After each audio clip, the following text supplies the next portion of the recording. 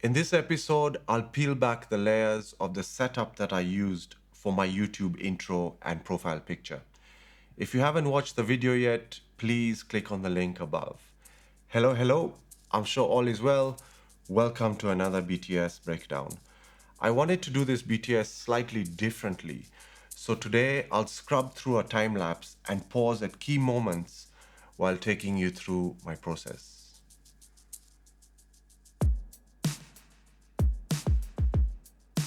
For the wide, I used the 35mm. I love this lens.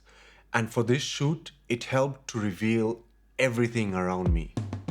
For the medium shot, I wanted the viewer to see just a little bit of the background while staying tight on my face. The 85mm worked best for this purpose. For the close-up, I used a 100mm lens to get in really tight.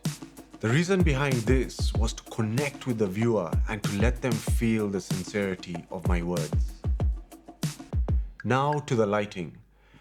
This lighting rig was actually set up last, and the main reason for this was my shirt was really dark and there was a lot of grain in this area due to the lack of light.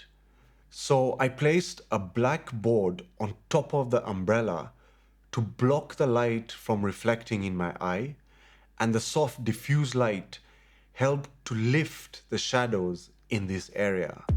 This then gave me a nice, clean image. Right, something I'm still trying to perfect is my sound.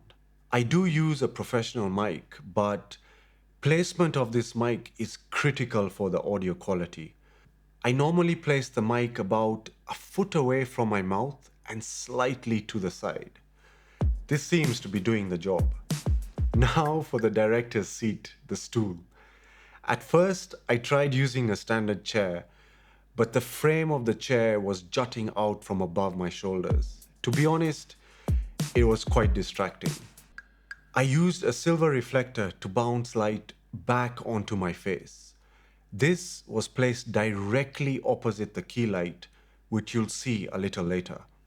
Another great thing about this technique is that it also saves you from setting up another light source. Speaking of other light sources, to stop the top and back of my head from merging into the background, I had to use a couple of soft light sources to bring back the detail and to create a subtle separation. The third light was used to brighten the dark area behind me, and the fourth was to add some contrast to the background. Everything was looking a little flat, and by adding these little touches, it really helped make the visual look more interesting. The lighting that I've spoken about so far was all soft lighting. Now, by combining this with hard light, it allowed me to not only separate myself from the background, but to also break the monotony of the lighting. The other thing that I added to the set was the softbox with the grid. This just added texture to the background and complemented the flat grey area. This was a first for me, using my bedsheet for the background. But this is all part of the beauty of this craft. It makes you think about solutions and allows you to be innovative at the same time. The bedsheet had a nice blue and grey tone to it and matched really well with the white lights that I was using.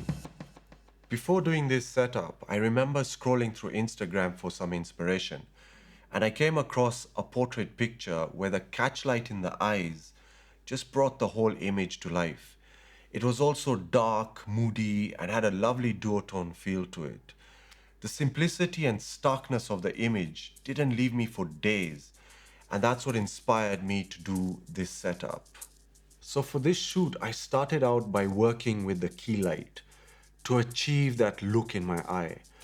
It took me 2 days to get it just right, but it was definitely worth it.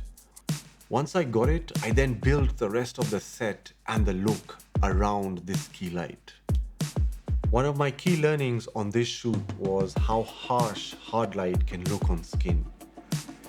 It brings out every detail from your pores to the pockets of oily areas, especially around the forehead and nose.